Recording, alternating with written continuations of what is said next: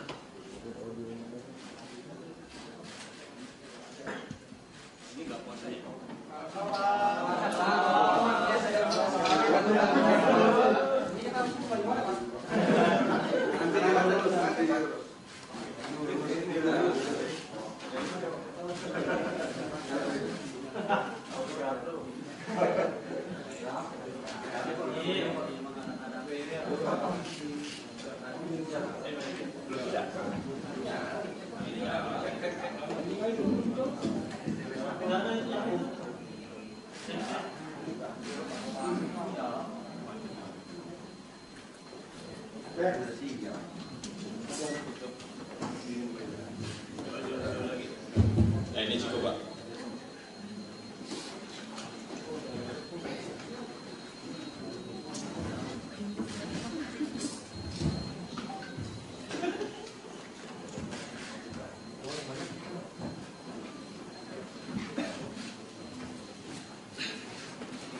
Selamat sore teman-teman semua. Assalamualaikum warahmatullahi wabarakatuh.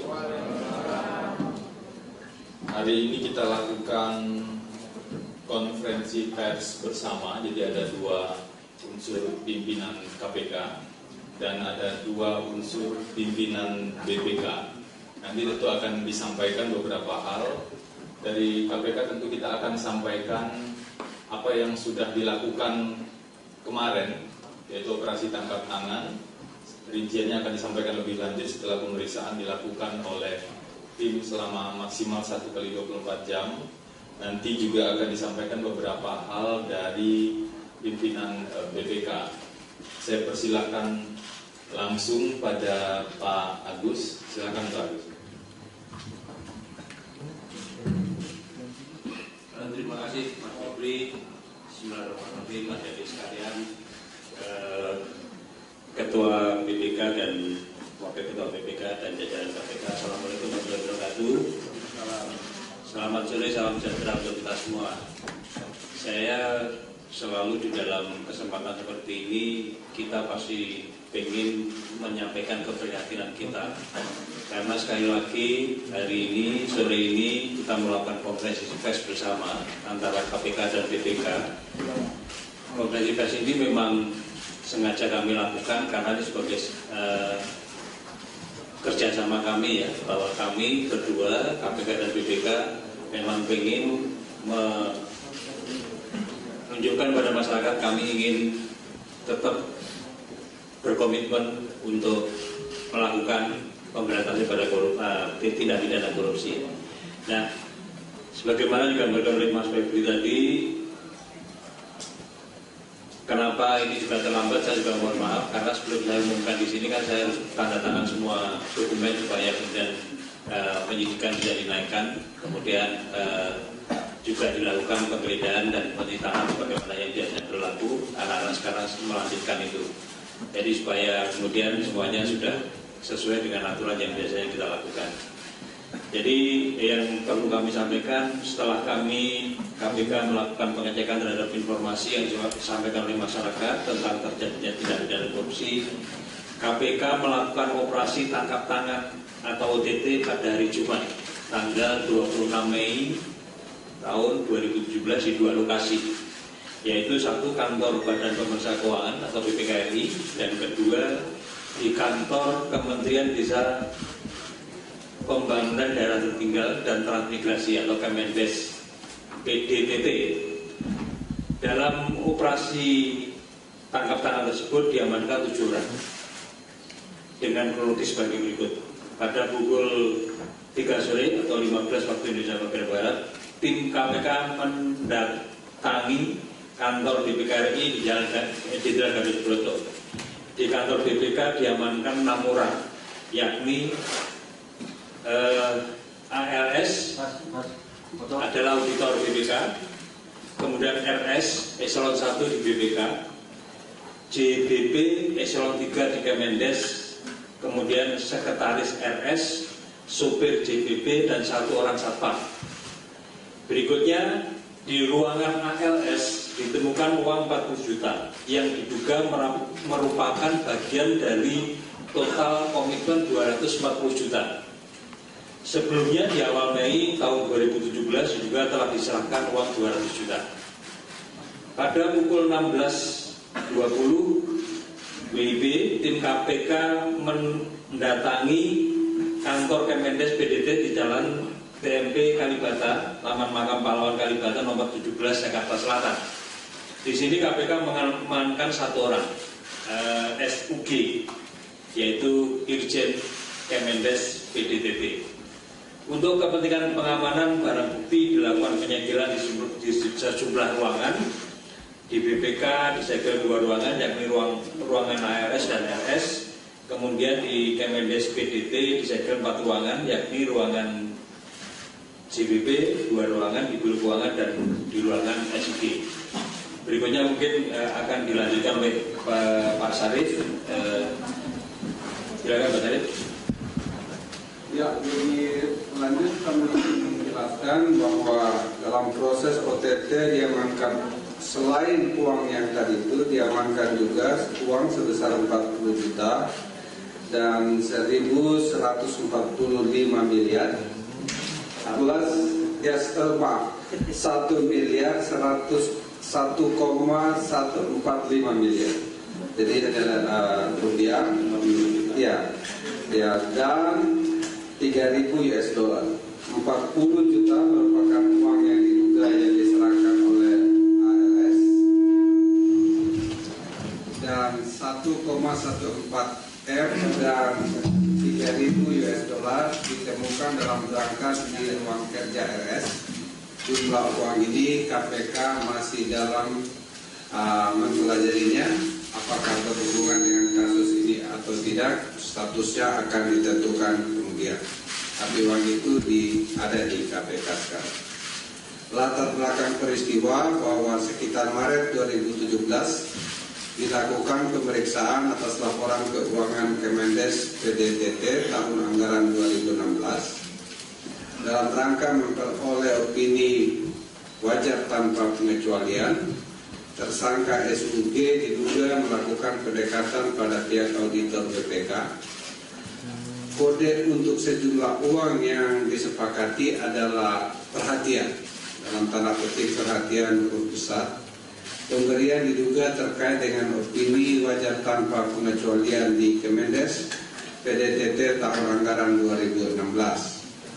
Setelah melakukan pemeriksaan 1x24 jam, dilanjutkan gelar perkara siang tadi, disimpulkan adanya dugaan tindak pidana korupsi penerimaan hadiah atau janji terkait dengan pemeriksaan BPK-RI terhadap laporan keuangan Kemendes PDTT tahun anggaran 2016. Dan KPK meningkatkan status penanganan perkara ke penyidikan serta menetapkan 4 orang sebagai tersangka, yakni 1 SUG Irjen Kemendes, 2 JBP Eselon 3 Kemendes, 3 RS Eselon 1 di BPK,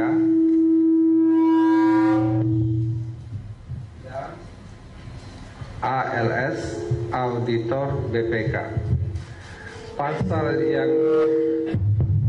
Pasal yang disangkakan: 1. Sebagai pihak yang diduga pemberi, yakni SUG dan JBP, disangkakan melanggar pasal 5 ayat 1 huruf A atau pasal 5 ayat 1 huruf B atau pasal 13 Undang-Undang Nomor 31 Tahun 1999 sebagaimana telah diubah dengan Undang-Undang Nomor 20 Tahun 2001 tentang pemberantasan tindak pidana korupsi, Junto pasal 64 KUHP, Junto pasal 55 ayat 1 ke 1 KUHP.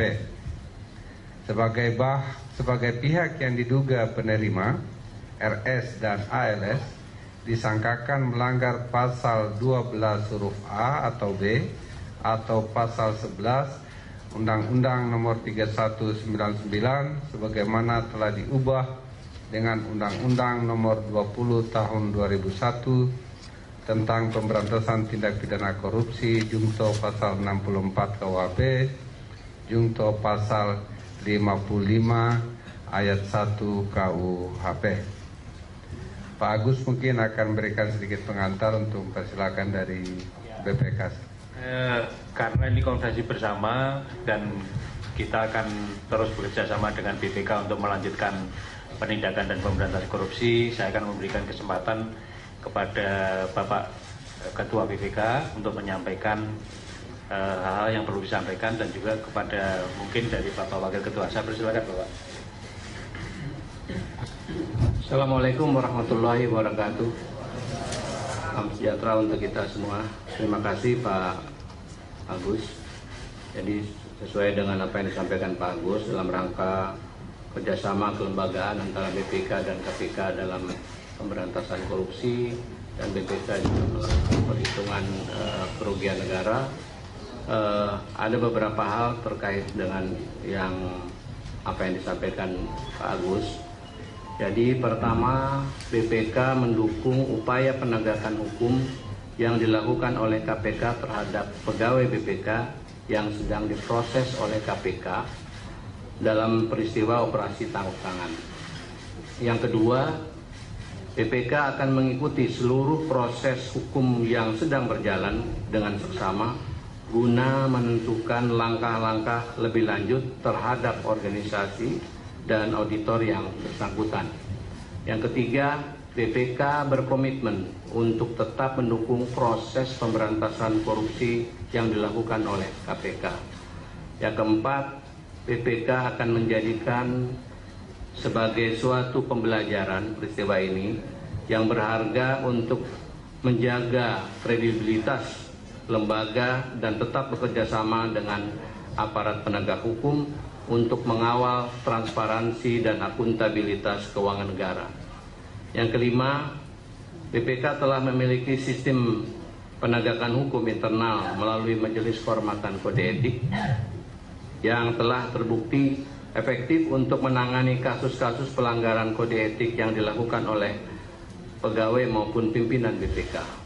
Namun demikian, sistem tersebut tidak dapat memastikan atau memantau setiap individu di BPK. Itu yang bisa saya sampaikan atas nama BPK.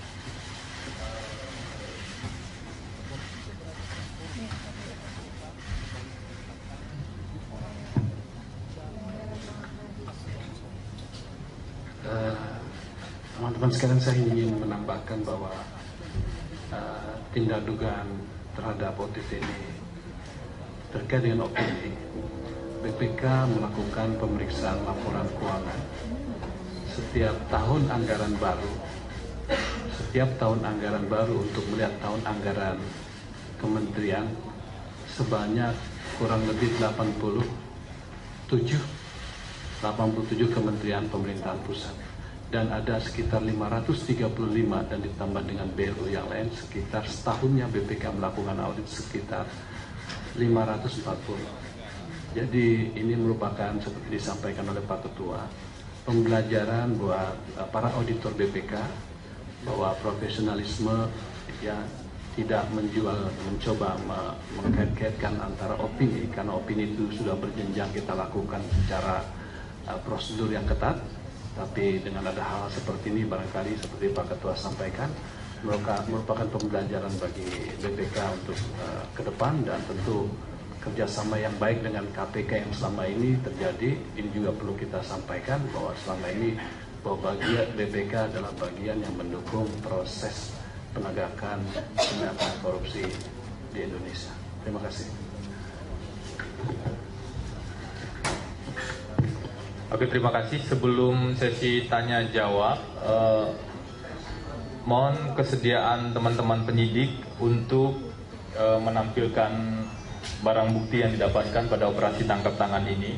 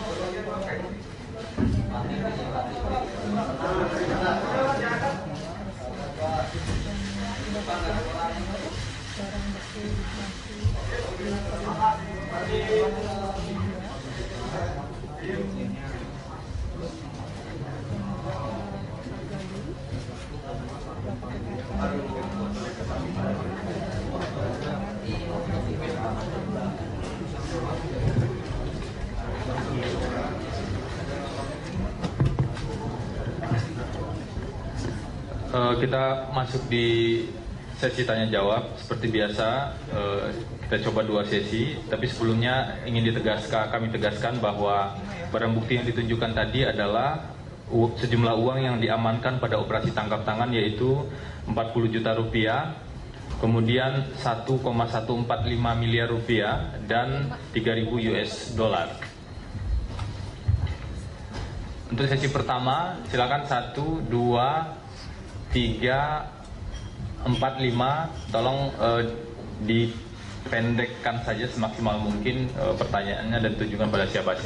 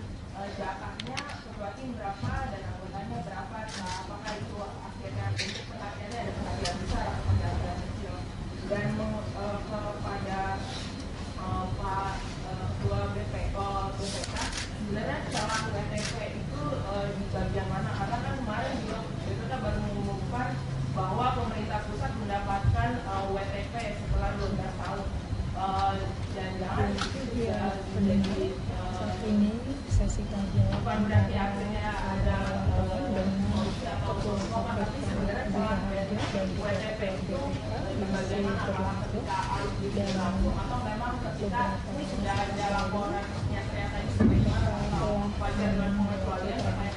terkait dengan penangkapan 7 orang dalam Oke, terima kasih Deska. Satu lagi silakan. Ya. masih penjawab antara wakil dan juga dan dengan ketua KPK Agus dan sebelumnya juga dalam keterangan persnya Agus Raharjo menyatakan bahwa KPK dan Badan Pemeriksa Keuangan telah berkoordinasi.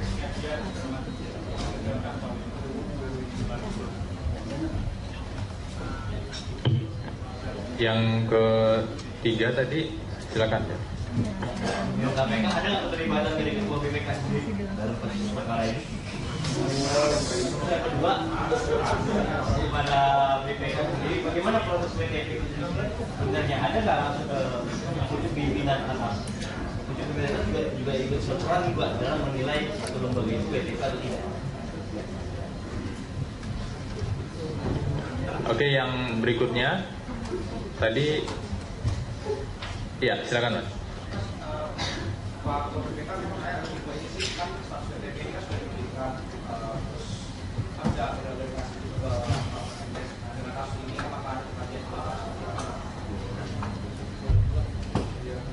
Mas dari mana Mas? Pengkajian ulang WTP ya. Oke, cukup 4 orang saya kira. Silakan Pak Agus menjawab terlebih dahulu. Pertanyaannya Mbak Deska dan pertanyaannya siapa tadi yang kedua itu sesuatu yang belum bisa dijawab hari ini karena seperti tadi digambarkan kan sebetulnya pemberiannya 40 juta yang lalu yang sudah diberikan sebetulnya 200. Nah masuk ke kamarnya itu kan sebenarnya mencari 200. Nah nanti tinggal di cross check 200 itu nanti amplopnya yang mana gitu kan.